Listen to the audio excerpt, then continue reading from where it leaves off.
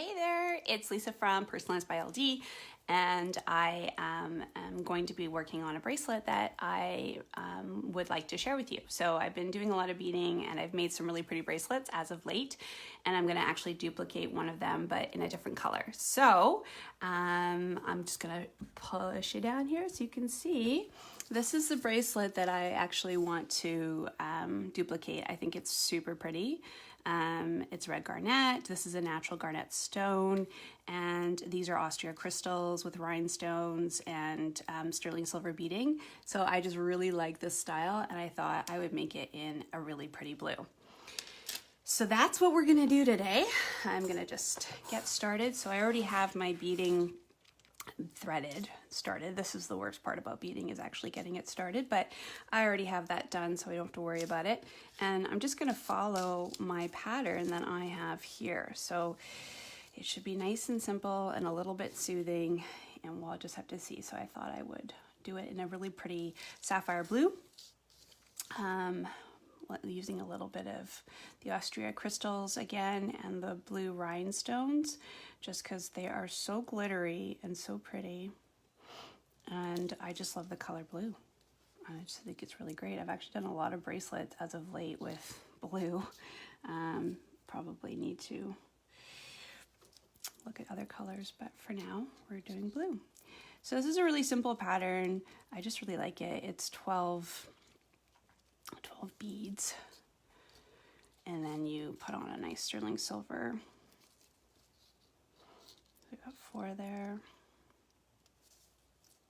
And you get to watch like the process, because I mean, it's so funny when I see bracelets, it looks, oh, it's so pretty. It looks like it's super easy to make, and you know, there's people wonder why the price is what the price is, you know, and you have to factor in the materials that you're using for sure. And the labor, because it can be very time consuming, very frustrating, but it's very rewarding at the end of it. So I should probably do a shout out to my stepmom, Esther, who is also a jeweler herself, and she's the one that taught me how to do this. She is the owner of Bright Jewelers on Etsy, so if you're looking for some other things, she has some beautiful items. She's sort of on that higher end level, I would say. I'm just sort of, I'm not low end, but definitely she's in like the golds and rose golds and precious stones, and I'm sort of more the sterling silver, semi-precious stones, and just, yeah, so, I mean, she's been doing it since 2012, so it's not surprising that she's got a very established store. But anyway, so shout out to Esther, because she is the reason why I'm able to do what I'm able to do today. So where are we at? 1, 2, 3, 4, 5, 6, 7, 8. I need 4 more. So I'm doing a 12 on 1 sterling silver, 12 on, and then we get to our center stones. So that's 1, 2, 3, and 4. One of the things that Esther taught me was to try to keep the tag, which is this little guy at the end here, and thread it through, if you can, as many beads, because it will add stability and strength to your bracelet, which is a good thing to have. So you really only need a couple of beads, but I try to go for as many as I can, and just adds a little bit more stability. So that is 12, I'm pretty sure. 2, 3, 4, 5, 6, 7, 8, 9, 10, 11, 12. So now we can add our silver bead and just make it a little sparkly. Now these little bead guys, oh, sometimes it can be so challenging to get on. So I'm just gonna see if I can thread him on there as well. There we go. So pretty. And then back to the simple 12 pattern. And so I'm going to be listing some new bracelets today. I have some ones that are just so pretty. I think what I love about making jewelry and being able to do this and tapping into the creativity is really the sparkle. I love sparkly things. Anyone who knows me knows that glitter is my kryptonite. It distracts me from pretty much everything. I'd be like, ooh, shiny.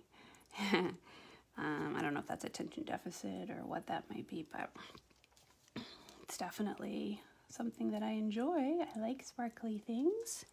Let's see how many we got here. 1, 2, 3, 4, 5, 6, 7, 8, 9. So we got 10, 10, 11, and one more. Then we get to start our center. So as you can see from this guy, oh no, actually we get another round. I was wrong. Another round with these guys. So I forgot I'm doing, I guess 36, like that. So 1, 2, 3, and back to the 12. It's just so pretty. Like, you can mix up the beads and do whatever pattern you like, but I happen to like this particular pattern, and I thought it turned out really well on the red one, so I thought, let's do the blue.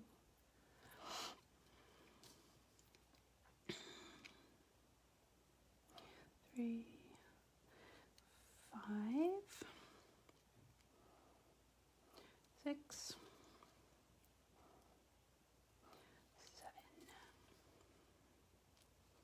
7. Oop, oop, oop. These little guys can be challenging sometimes. They're so little. They're like 1 millimeter in size and just teeny tiny.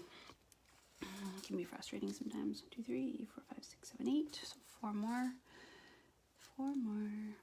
And then we get to move on to the center ones. 1, 2,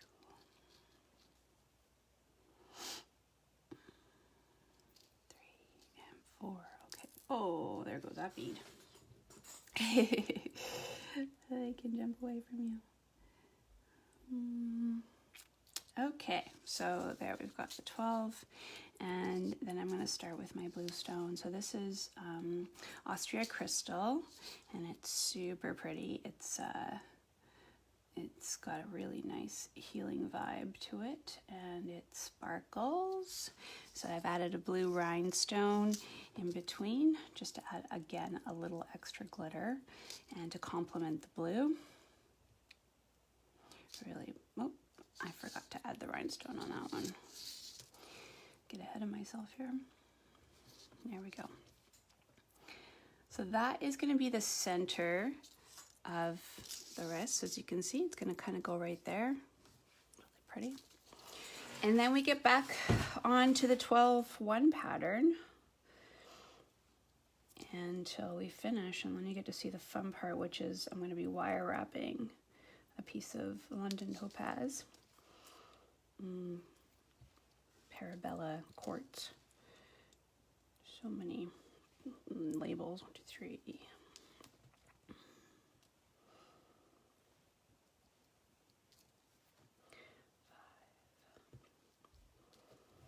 I've actually done a couple of time-lapse videos that I'll be posting as well, just to, because, yeah, you can spend, 10-20 minutes watching, or you can watch it in 30 seconds. 1, 2, 3, 4, 5, 6, 7. And there's something satisfying about watching something from start to finish in like 30 seconds. It's amazing to me. I love the time-lapse. But I thought I might as well jump on Facebook Live and 2, 3, 4, 5, 6, 7, 8. Oh, I lost count. 1, 2, 3, 6, 7, 8, 9, 10. So 2 more, and then a sterling silver bead.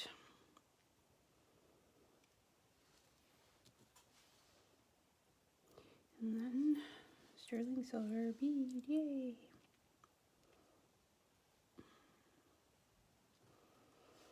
Yeah, it's not like coming together. It looks really nice. I just love this color. Now I could obviously easily break it up with another color like white or purple or something else, but I just wanted to go all blue. With a little bit of sterling silver, that's fine. It's got the nice sterling silver accent, but it's blue, and I love it. I think you can see the red one that I made here.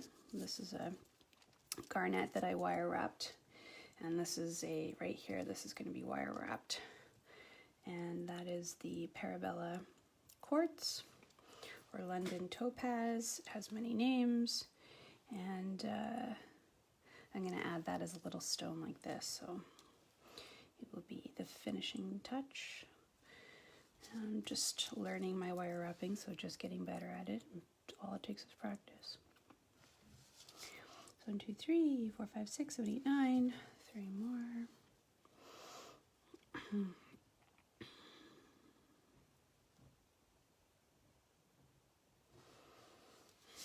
Let's see.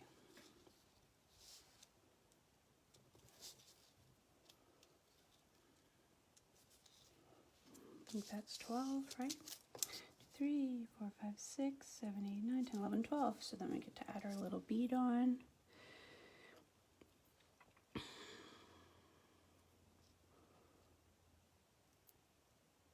Like that. And 12 more to go and we're done. Well, almost done. Then the fun part begins, which is the hard part. Beading is not the hard part. Beading is pretty straightforward. Once you have your pattern, you're good to go, but the ending, the findings, and the crimps and the crimp covers, cable thimbles, get into all sorts of little teeny tiny delicate pieces that are teeny and tiny.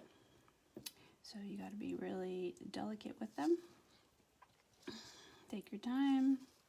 Try not to get frustrated. Just enjoy the process.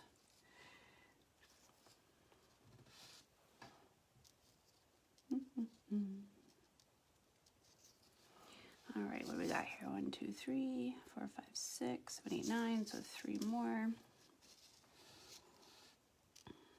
Still figuring out what's the best method for getting these beads on. Is it doing this? I think it is. 2 and 3.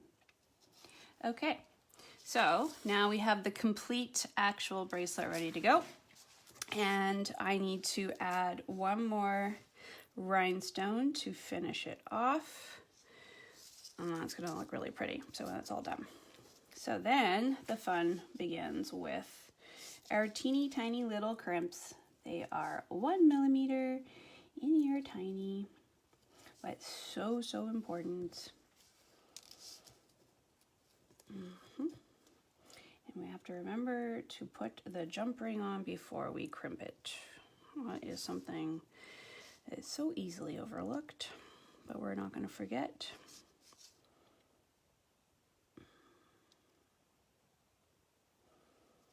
Like that.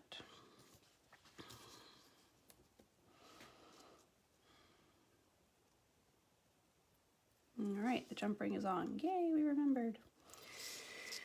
Okay, so then we got to do the fun part, and that is getting the wire to thread back through the little teeny tiny cable or the teeny tiny crimps. And these can sometimes be really frustrating, or you know, sometimes it'll work right off the bat. Looks like we're actually going to get lucky today. That's good. So, great. It actually worked out really well. I'm going to pinch our cable thimble, and we're going to pull this through like that. I have it through one, and I'm actually not too worried about it being strong on this end. Okay, so now I'm going to pinch my crimps, which are going to hold everything kind of in place like that. We're going to cut this wire off. We don't need this tail.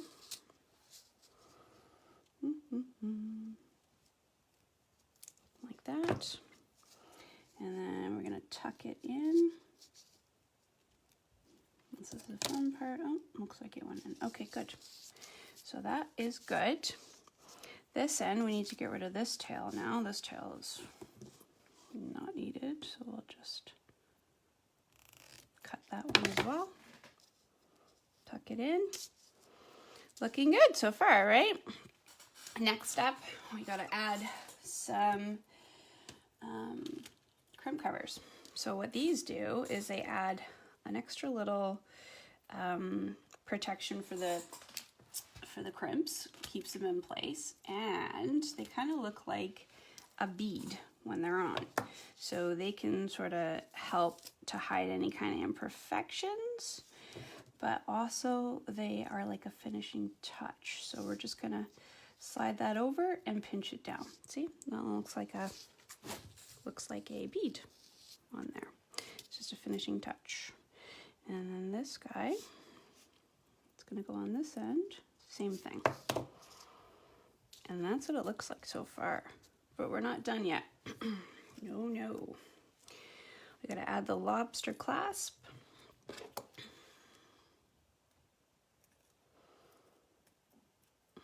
Otherwise, how are you gonna be able to wear it, right? So you gotta have the lobster clasp on there.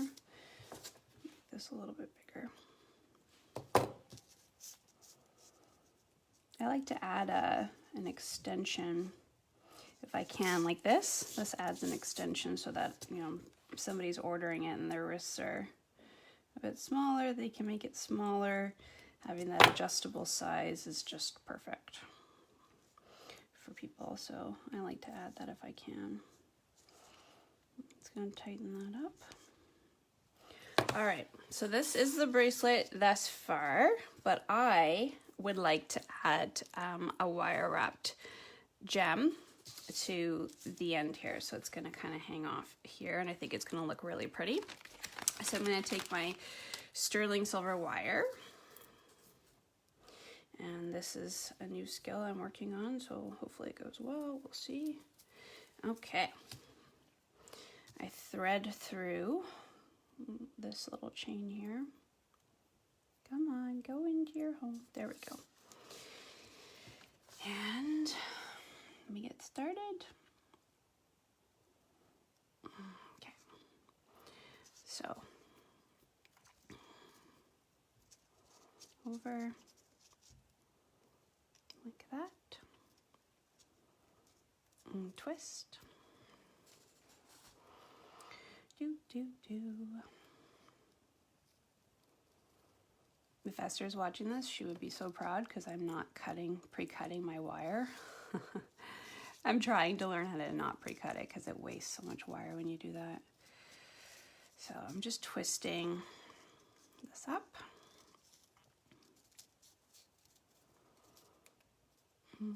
Like so. Okay. Then you take your pliers and you give it a little kink like that. Well, let me a little bit more of a kink like that. Then you take your round wires, nice one, a little one, and you come back around. Ooh. You're basically making a jump ring out of the wire. But before you close off the jump ring, you got to remember to bring this guy back around so that it's going to go on like that. So many times I have made the mistake of forgetting to do that. It happens. And then you just got to use a separate jump ring. Okay, so now we have it like this, and it's time to wrap. So ideally, what you want to do is you want to get down around the stone.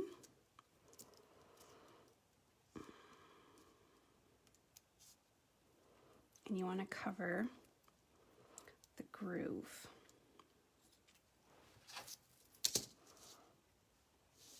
Like where the original, like this. See? Ooh, that looks pretty. All right, make sure it's tight. Loop it back up. Okay, now I feel good about that, so I'm going to cut that off. By not pre-cutting the wire, you're going to be able to use exactly how much you need. which is really cool. I'll put this away. Really cool to be able to maximize every piece of silver, because silver is very expensive. Very expensive. It's unbelievably expensive. Not as expensive as gold, obviously. Okay, so we're gonna continue to wrap that, and then we gotta hide the little tail. So you kind of have to, this is something I need to work on for sure, is get better at hiding the tails. I don't know how Austria does it. She just gets it in there. Me, I struggle with it. You can always bend it down.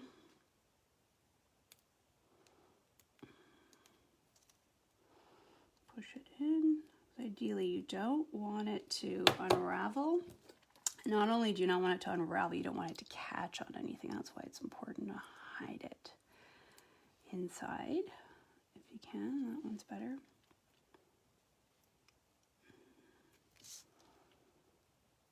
So, goes in. There we go. There we go. So now we have our bracelet.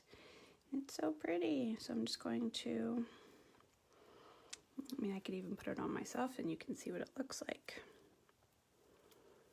Here we go. So there it is. That with a lovely sapphire, or not sapphire, sorry, London Topaz, Parabella quartz as a stone, and sterling silver. So this is a complete project. So there you go. Hey, Marie, didn't know you were watching. See, I made a beautiful bracelet. Thanks for watching. I'm gonna hang up now, but check it out again for another design. I'll put something else up soon, and I'm gonna be listing these beauties. I have this one too, which is really pretty. And this one that's really pretty that I made today. And this one, which I think is uber pretty with the green. I don't know, I just got motivated by that. But anyways, thanks for watching. Appreciate it. And we'll talk soon. Take care. Bye.